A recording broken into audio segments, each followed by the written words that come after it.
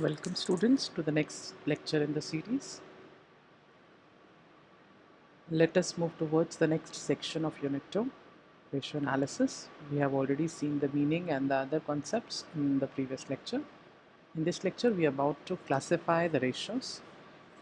In all, as per your syllabus, you do have three categories of ratios, that is profitability ratios, capital structure ratios, and turnover ratios.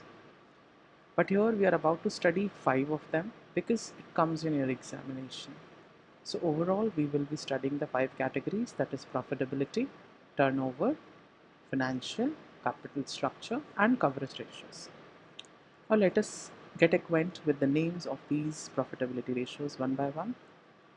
First of all, let us see profitability ratios. We have many ratios in this. The most important is ROI, that is return on investment, or it is even called as return on capital employed. And it is even called as overall profitability ratio. Then we have ROE, that is return on equity. Then EPS, earning per share. PER is price earning ratio. GPR, that is gross profit ratio. NPR, that is net profit ratio. Operating ratio. Dividend payout ratio. Dividend yield ratio. We will be studying these ratios one by one. Next in the category, we do have coverage ratios, which is actually an extension of capital structure ratios only, where we have three ratios: fixed interest cover, fixed dividend cover, and debt service coverage ratio. The most important ratios next is turnover ratios. Here we have a few categories, and from this part I must say that you get ratio in exam for sure. Fixed assets turnover ratio, debtors turnover ratio, debt collection period ratio, creditors turnover ratio, debt payment period ratio, stock turnover ratio, working capital leverage ratio, capital turnover ratio. Financial ratios, or you can say liquidity ratios, are the most important and always occur in exam if you have a numerical from ratios: current ratio and quick ratio. Then last is capital structure ratios, debt equity ratio, proprietary ratio, and capital gearing ratio. These are the three ratios which we will be studying in capital structure ratios. This classification can be done this ways as well, because there are various classifications with different points of view. Here I have classified it once again for you from the point of view of financial management or objective of the organization. In this I have marked four ratios, four categories. First is liquidity, basically which reveals the ability of a company to pay off its short-term obligations. Means within a period of 1 year, whatsoever liabilities we have, will we be able to pay off those liabilities or not? Means that do we have current assets enough to meet the current liabilities? The second is capital structure ratios, which shows the long-term solvency of the company, which is beyond a period of 1 year. Then we have turnover ratios, which is actually important because it measures the efficiency with which the various assets are being utilized in the organization. Last in this, we have profitability ratios, which indicate the success of a business in the terms of profit. So of these, you can say the last category is the most important, profitability ratios. Let us begin with the liquidity ratios first of all. We do have short-term solvency. We will be studying the short-term solvency in this.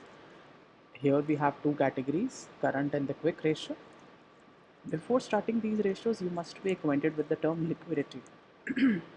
Liquidity actually means the ability of a firm to meet its current liabilities. So liquidity ratios therefore try to establish a relationship between current liabilities, which are the obligations which soon becoming due, and the current assets, which presumably provide the source from which these obligations will be met. So simply it is answering your question, will the company probably be able to meet its obligations when they become due, specifically in short run? So failure of a company to meet its obligations due to lack of adequate liquidity will result in bad credit ratings. For sure, investors will not be interested in investing in your organization. You will have the you may face loss of creditors' confidence, or even in lawsuits against the company. So let us begin with the liquidity ratios. Amongst this, we have the first one, that is current ratio. It is also called as working capital ratio, and it is the most commonly used ratio to perform this short-term financial analysis. You may see the formula.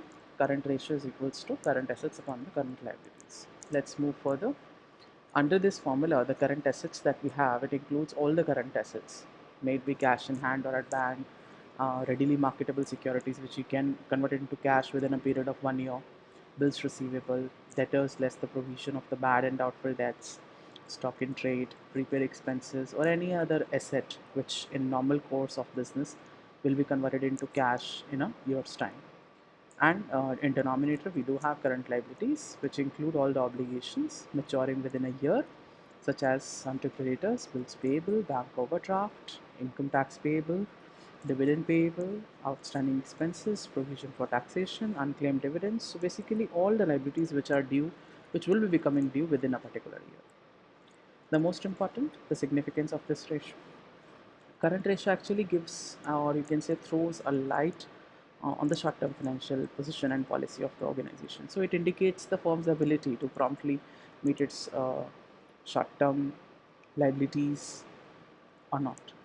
A relatively high current ratio indicates that the firm is liquid and has the ability to meet its current liabilities. On the other hand, a relatively low current ratio indicates that the firm will find it difficult to pay off its bills, means that the organization is not having enough funds to pay off its liabilities. And in the normal situation, 2:1 current ratio is considered to be satisfactory.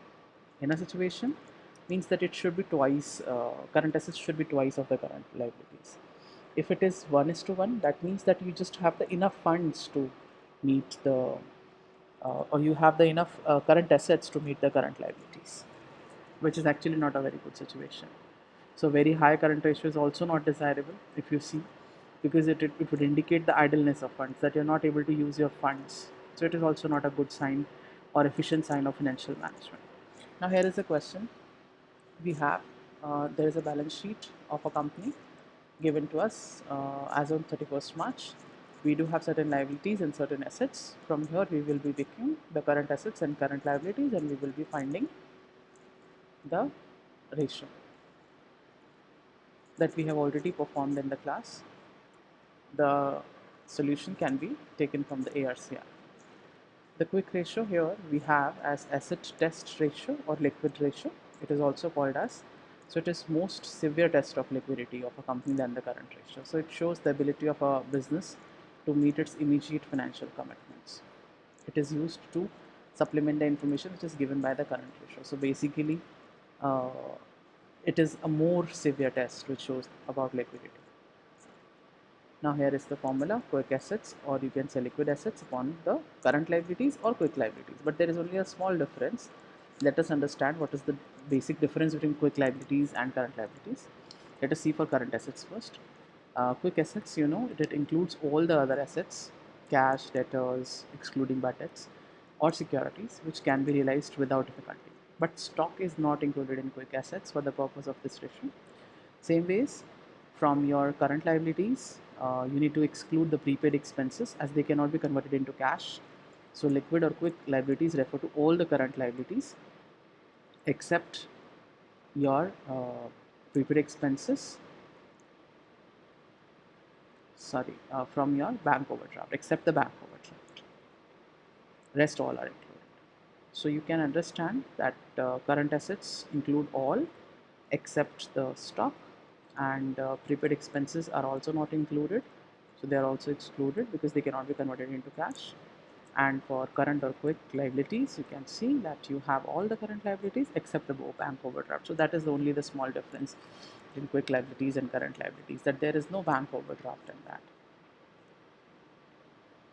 Now the significance: quick ratio is more rigorous. We have seen it is a more rigorous test of liquidity of a firm as compared to current ratio. So when quick ratio is used along with current ratio, it gives a better picture of the firm's ability to meet its short-term liabilities out of its short-term assets. This ratio is of great importance of banks and financial institutions. And if I talk about the ideal ratio, it's 1:1. Okay. And in this question, I think here also I haven't provided you the solution. Yeah, it is there on the next one. So I'll just discuss the solution of this question. You can see that there is a balance sheet given to you, that is of Kalyani Electrical Limited as on 30th June. we do have certain liabilities and certain assets.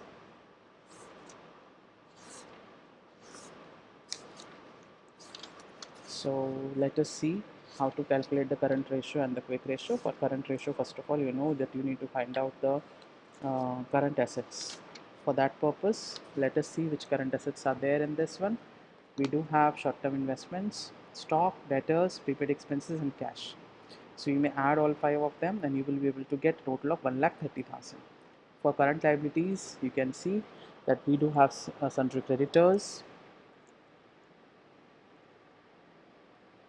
You can see we have sundry creditors, bills payable, outstanding expenses, and bank overdraft. And if you total them out, you will get as 65,000, and the current ratio will come out as 2:1. If I talk about, so you can say that it is quite satisfactory because it is ideal ratio. Then if I talk about quick ratio, so you will take quick assets only, means you will take all of them except the prepaid expenses and stock. So we will be considering investments, debtors, and cash for this purpose.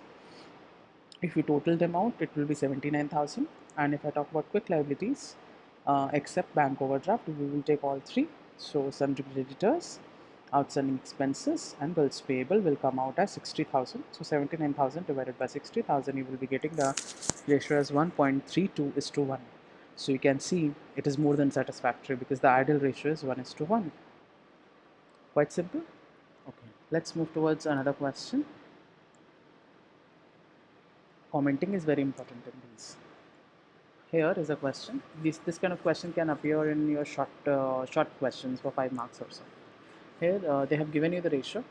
X Limited has a current ratio of 4.5:1 and a quick ratio of 3:1. If its inventory is rupees 60,000, so we need to find out the total assets and the current liabilities. Total current liabilities. We are given with current and quick ratio. Yes, we are given with these two.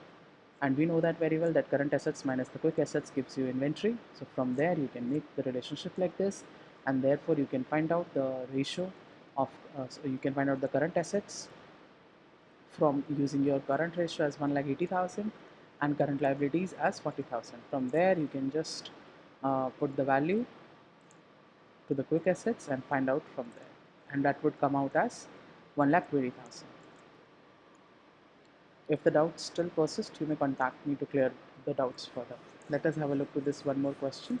A firm has a current ratio of 3:1. Its net working capital is rupees 2 lakh. So you are required to determine current assets, current liabilities, liquid assets, assuming inventory of rupees 2,20,000. Very simple. First of all, we will take working capital as current assets minus current liabilities. We know that current ratio is current assets upon current liabilities, which is given as 3:1 in this question. Sorry. Suppose if we assume current liabilities as x, so in that case, if we put it in this equation, we will be able to obtain your current assets in terms of x as 3x. So if we put this information into this equation, we will be able to obtain working capital is given as 2 lakh, current assets we have just find out in terms of x as 3x, and current liabilities we have assumed as x. So from this information, then you will find the value of x, you will obtain it as 1 lakh, and you can put it out there that current liabilities is 1 lakh and current assets is thrice of your current liabilities, that is 3 into 1 lakh, so 3 lakh. And you can find out your liquid assets by subtracting stock from your current assets, which is coming out as 80,000. I hope the numericals are very clear to you. If you face any problem further, you may contact me and study well.